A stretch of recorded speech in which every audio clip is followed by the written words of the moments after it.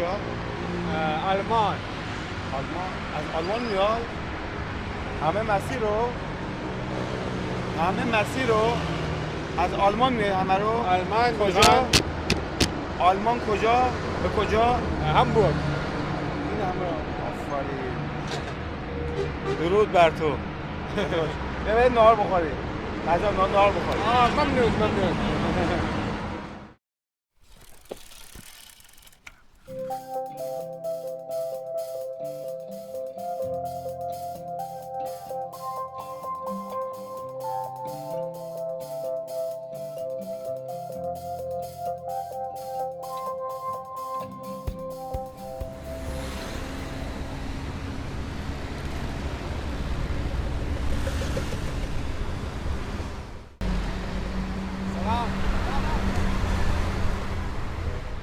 Jetzt haben wir gerade eben quasi die letzten Vorstädte von Teheran verlassen.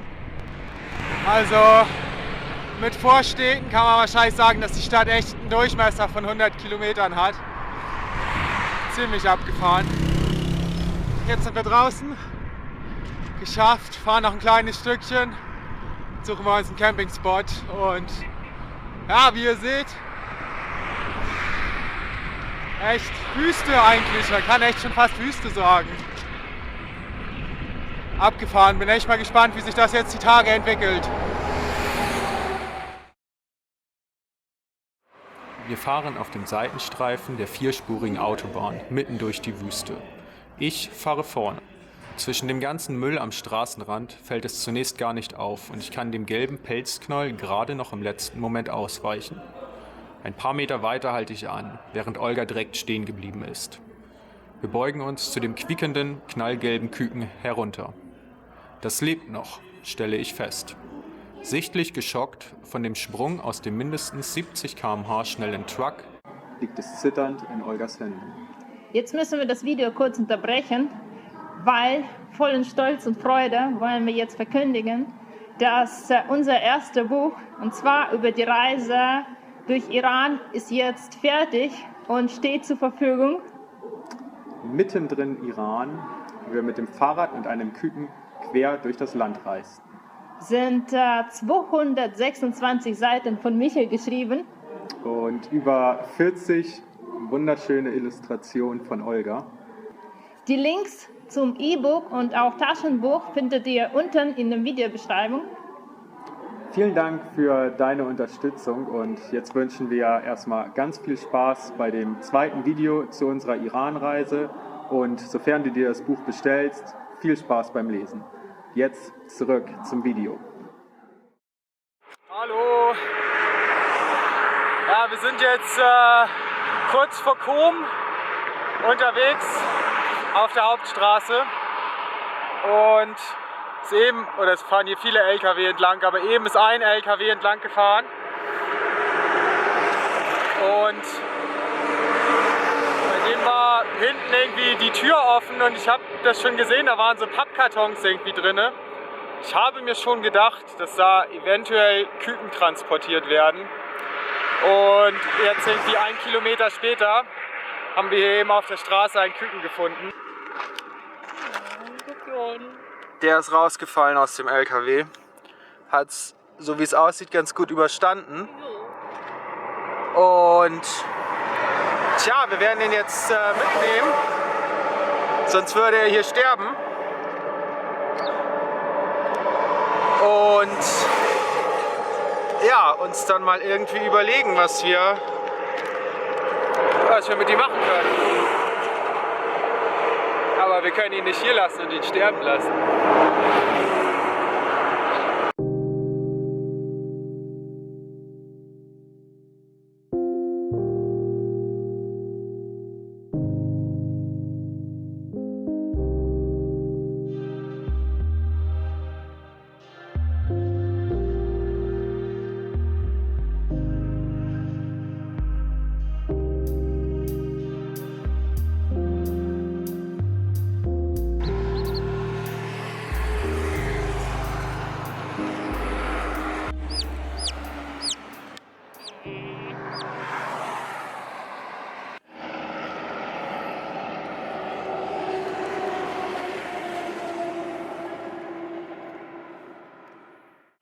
Geht ihm ganz gut. Auf jeden Fall die ganze Zeit gekräht? Nee, wie sagt man? Gezwitschert. Aber noch ein bisschen am Zittern und ängstlich. Tja, so schnell geht's. Jetzt haben wir ein Huhn. Ein echter Glückspilz. Also der ist echt bei, wahrscheinlich irgendwie 60, 70, 80 km/h, würde ich sagen, runtergefallen von diesem Transporter. Auf der Autobahn gerade. Auf der Autobahn. Ja, und wir haben ihn gefunden. Und wir haben den ein paar Sekunden vielleicht später gefunden. Sonst wäre er bestimmt überfahren. Ja. Ist ein echter Glückspilz. Und jetzt geht's ihm ganz gut. Mal gucken. Ich glaube, wir werden ihn schon irgendwie ein bisschen adoptieren, glaube ich. Sie. Es ist wahrscheinlich eine Sie, also eine Henne. Wir werden sehen.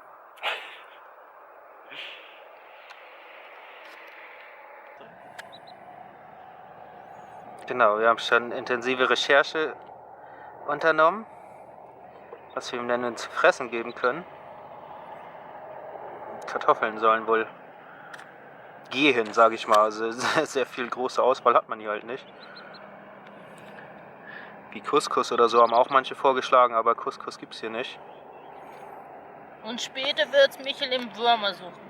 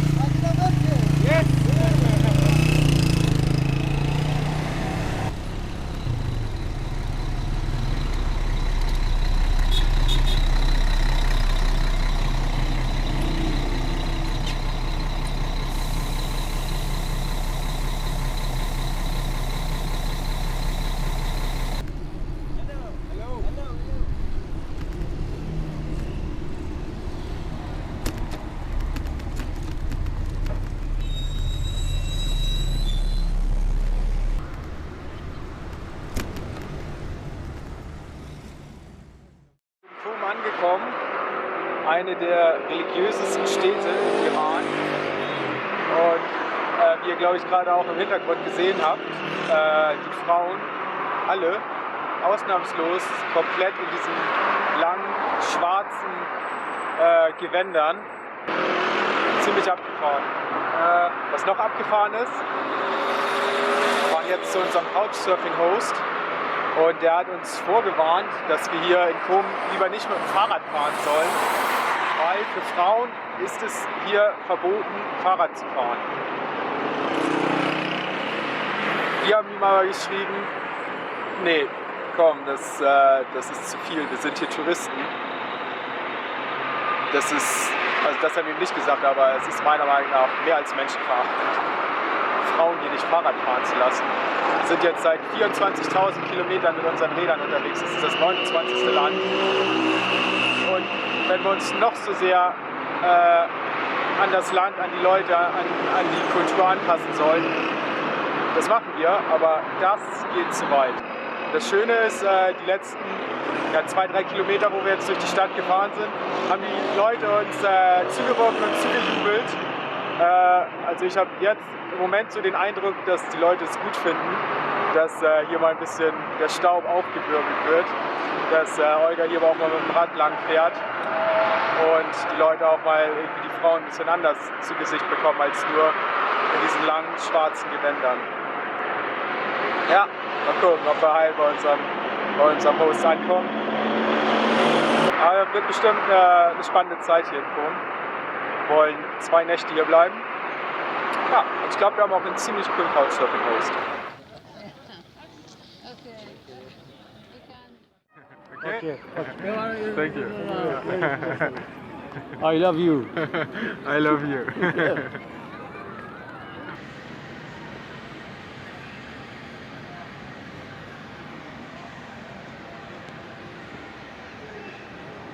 Guten Abend. Wir sind gut in Qom angekommen bei unserem Couchsurfing-Host. Wir waren jetzt gerade schon bei der ersten Sehenswürdigkeit, dem Schrein der Fatima Masuma, einer der heiligsten Orte im Iran. Olga musste ein Shadir heißt das, ne? Ja. Ein Shadir anziehen, dass die beiden uns das gezeigt haben. Sehr, sehr überwältigend, sehr, sehr schön, sehr, sehr spannend. Jetzt gucken wir noch eine Moschee, die besonders schön nachts aussieht. Genau.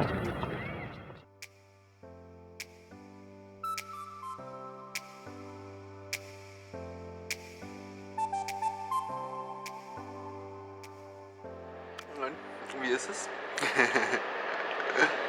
Sehr spannend. Ganz tiefgefrorene Nudeln, sehr crunchy. In Zitronensaft und Rosenwasser. Also das sind echte Nudeln, die gefroren sind. Eine Spezialität hier im Iran. Wir waren jetzt 2 Nächte hier in Qom. Eine ziemlich coole Zeit bei unserem Couchsurfing-Host. War richtig nett. Eine sehr spannende Stadt, halt, ja, sehr religiös. Sehr, sehr interessant. Hier im Hintergrund seht ihr schon. Unsere kleine Hertha. Ihr geht's sehr gut. Wir haben jetzt eine neue Box bekommen. Die Kleine ist, ja, wohlauf, wirkt lebendig. Ja. Mal gucken, wir freuen uns jetzt auf jeden Fall wieder rauszugehen. Können wir sie in den Pausen auf jeden Fall irgendwie rausnehmen. Wir müssen mal jetzt gucken, wie wir das machen, wie wir sie transportieren. Ob wir das alles hier in dieser Box irgendwie so hinten auf dem Fahrrad spannen. Keine Ahnung, mal sehen. Wir sind raus aus der Qom jetzt und haben eine Familienpause gemacht, so einen kleinen Picknick, Mittag. Und Michael ist über so Pix-Teile durchgefahren und leider hat er jetzt einen Platten. Müssen wir jetzt suchen und fliegen. Genau, das ist jetzt unsere kleine Hertha. Die guckt jetzt das alles genau an und hilft uns dabei. So. Oder schläft vielleicht zwischendurch.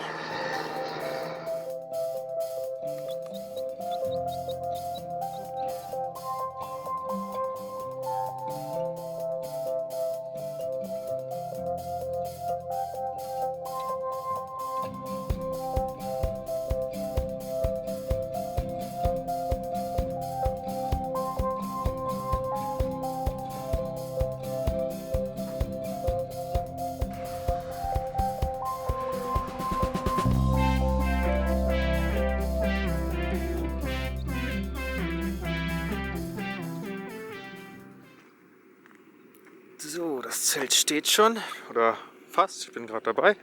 Olga fängt schon an zu kochen. Helga ist ja auch irgendwie unterwegs. Helga, ja doch. Helga. Hallo. Was gibt's heute bei uns? Zwiebeln. Zwiebeln, Linsen, Bohnen einfach.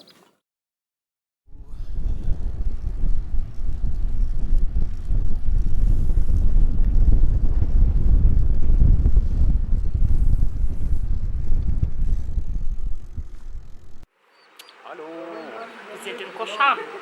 Genau, nächster Stopp auf unserer Tour. Wir haben uns eben schon in einem Hostel einquartiert. Sehr nett sieht das aus. Jetzt sind wir im Finngarten, einer der Sehenswürdigkeiten hier. Und es soll einer der schönsten Gärten im ganzen Iran sein. Und es gibt hier schöne große alte Bäume und vor allen Dingen so ganz viele Springbrunnen und Wasserbecken und alles Mögliche. Ist echt ziemlich nett. Sieht sehr, sehr schön aus. Ist auch viel los hier. Wir ziehen schon so viel Aufmerksamkeit. Aber wenn die Kleine noch Geräusche macht, dann noch mehr. Aber jetzt habe ich auch was. Nicht nur mit Michels Haaren wird ein Bild gemacht. Ja, auch mit der kleinen Hertha. Genau. Und mir natürlich, weil ich sie hatte. Sehr gut. Und wir hoffen, dass die müde bald wird und heute nachts ruhig schlafen kann.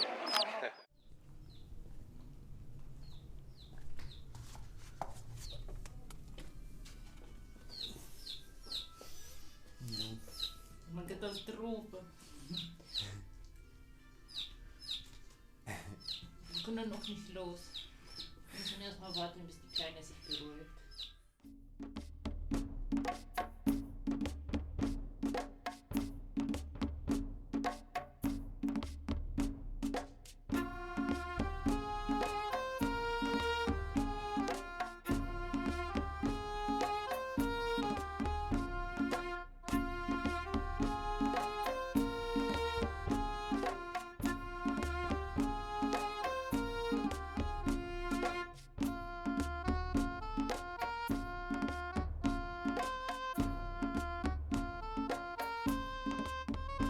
Eins der vielen historischen Kaufmannshäuser hier in Kaschan. Oh.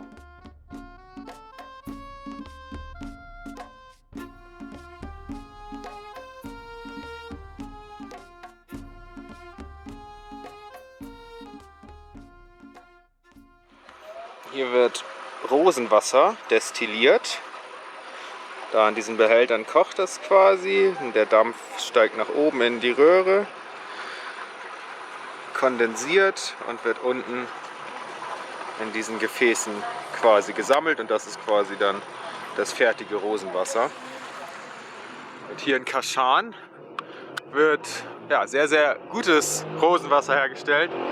Sogar so gut steht hier, oder das hat uns auch jemand erzählt, dass mit dem Rosenwasser der Kaaba in Mekka, der Pilgerort, einmal im Jahr, glaube ich, damit gereinigt und gesäubert wird.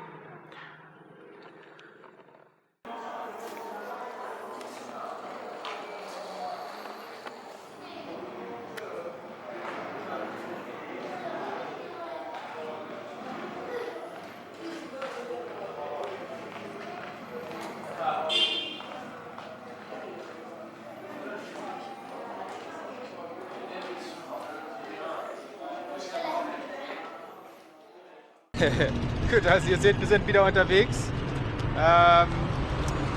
aus Kaschan. Genau, wir fahren jetzt aus Kaschan raus.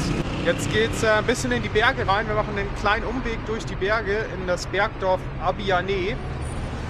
Ist, glaube ich, sogar ein Weltkulturerbe von der UNESCO und soll eins der ältesten Dörfer im Iran sein und auf jeden Fall auch eins entsprechend der schönsten.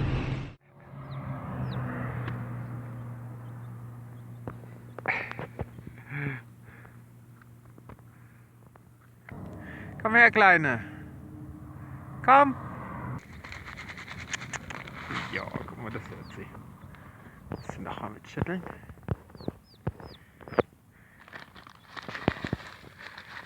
Die guten Soja-Nuggets. Oh, was wählst du da für Wege aus? Vorsicht. Komm, hier. Jojo. Es gibt gutes Haferflocken mit Soja und Petersilie.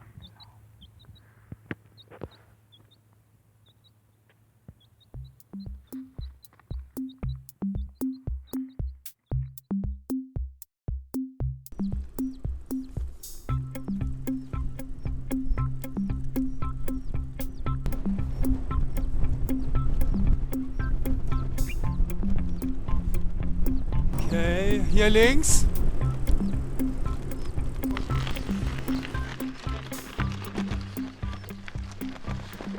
Genug für heute. Naja, gute 30 Kilometer gemacht. Ging ordentlich bergauf. Ich glaube, knapp 1000 Höhenmeter haben wir geschafft. Morgen geht es weiter bergauf. Jetzt gab es eben eine kurze, kleine Abfahrt. Und morgen geht es dann weiter in die Berge. Jo, ziemlich schön hier. Bisschen kalt, ja, kälter wird's. Mal sehen.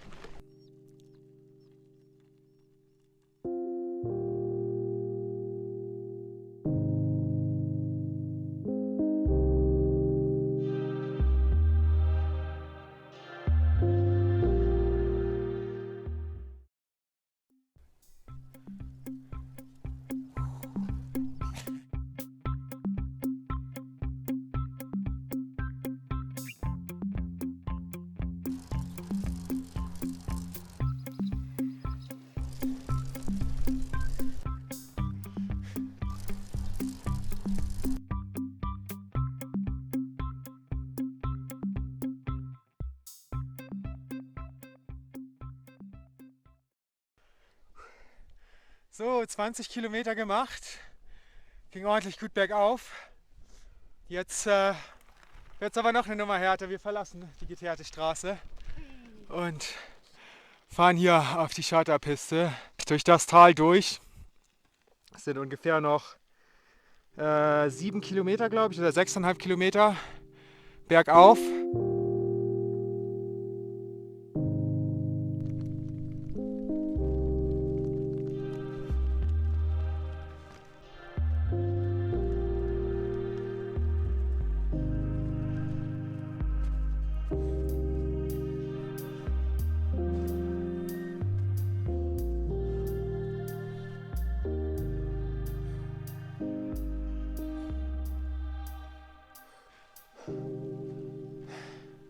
(20, 30 Meter nach da oben. 50 Meter. Jetzt sind wir oben, dann ist es erstmal ein bisschen gerade, beziehungsweise ein ganz bisschen vielleicht noch bergauf, ein bisschen bergab, irgendwie 5 Kilometer oder so. Und dann geht's bergab. Dann geht's bergab.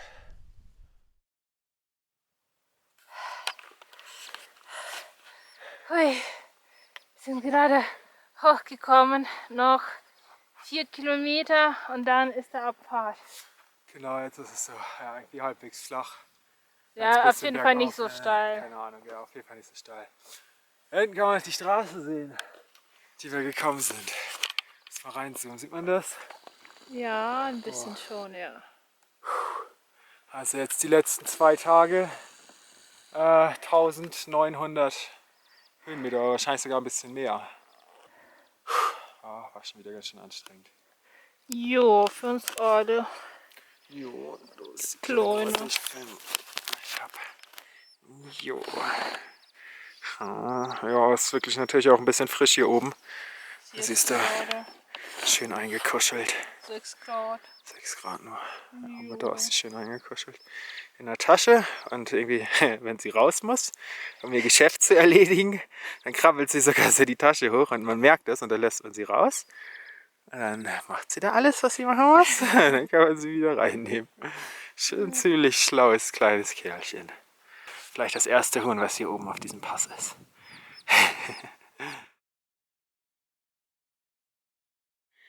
Muckin!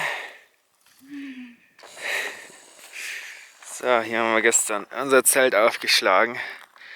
Direkt neben dem Weg. Boah, war ordentlich frisch heute Nacht. Definitiv Minusgrade.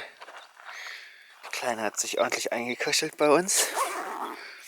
Wir haben nicht so richtig damit gerechnet. Also unser ganzes Wasser ist zum Beispiel auch eingefroren.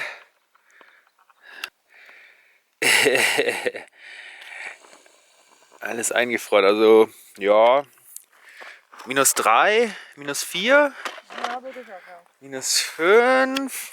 War auf jeden Fall schon ziemlich frisch.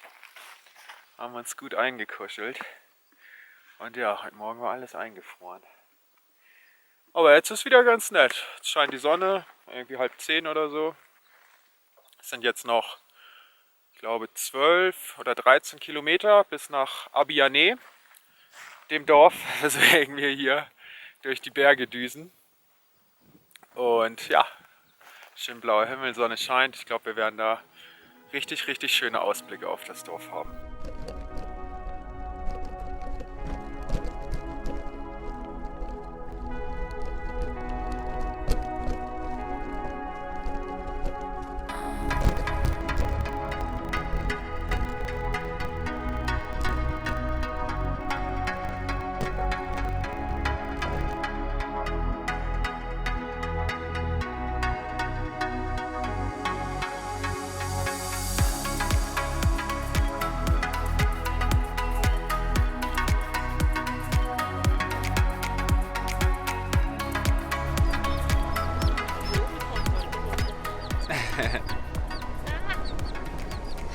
Die fliegt mich jetzt weg.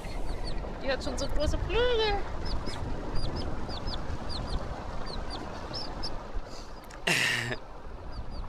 Sehr schön.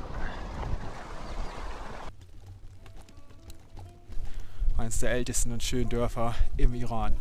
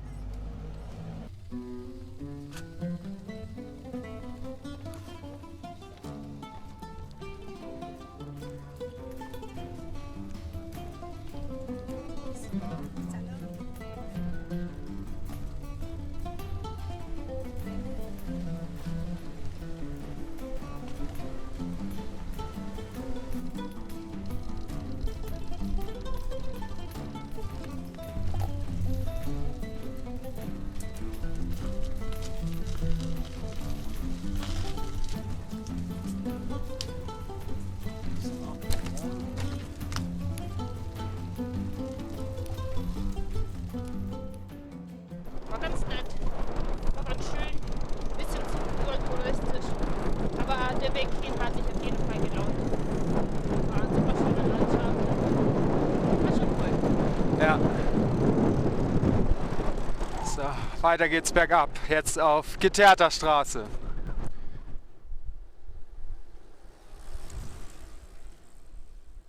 So, wir machen uns jetzt auf die Suche nach einem Campingplatz.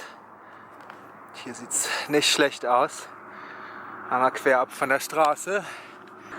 Jo, mit schönem Ausblick auf die Berge. Boah, sieht echt toll aus. Guck mal, da finden wir bestimmt einen richtig schönen Platz.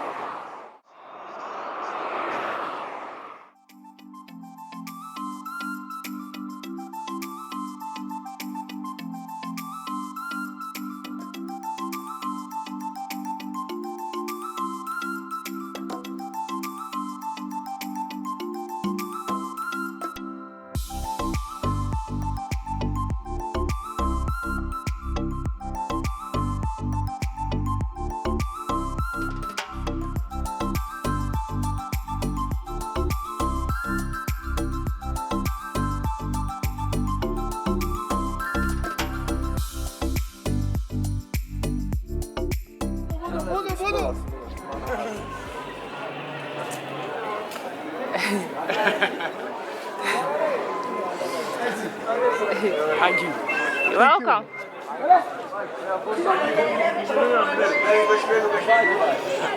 Na, wie fühlt es sich, als so ein Star zu sein und die ganze Zeit von einer Fototypin zum anderen zu laufen? Parisien. Mein Gott, Parisien. Hier ist Gott Parisien.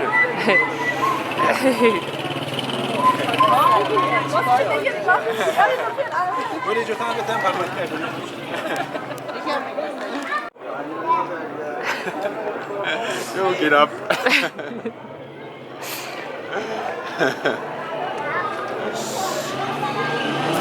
So ist das halt, wenn man ein Star ist, ne? Ja, So ist es. genau. Ich machen. Ich habe das Blond, nicht ausgesucht. blond und lockig in Iran. Da hat man schwer. Das ganz normale Tag heute mit Michael Jürgensen. Mal gucken, was noch alles zustoßt, wie viele Fototermine noch anstehen. Hallo. Autogrammstunden.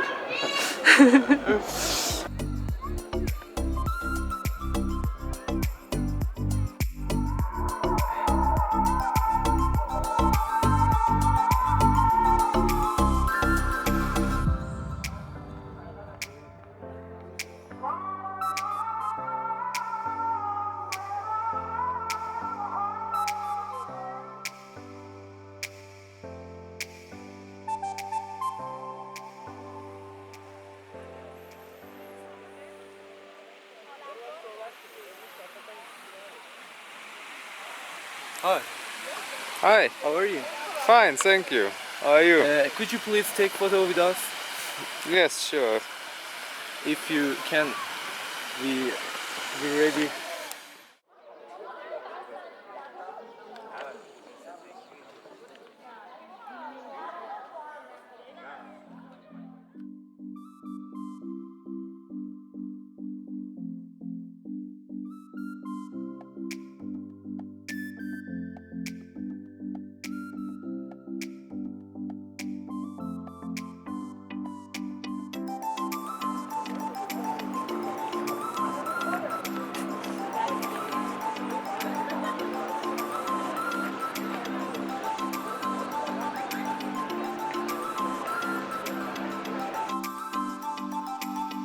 Ich glaube, es ist auf jeden Fall eine sehr besondere Erfahrung, unter einer Brücke zu laufen.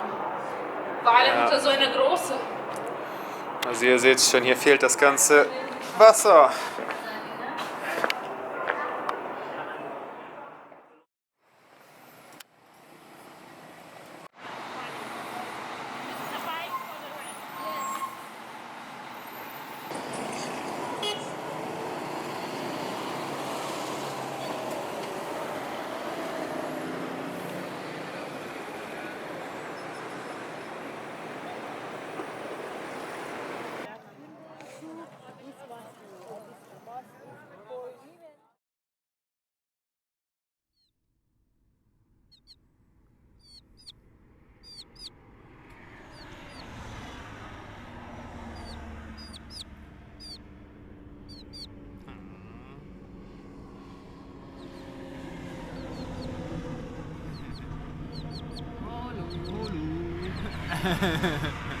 Wir haben jetzt mal eine Kamera installiert, ja. Eine Kamera für Hertha. Und wir mal überprüfen können, was sie da für einen Blödsinn treibt während der Fahrt. Sehr gut.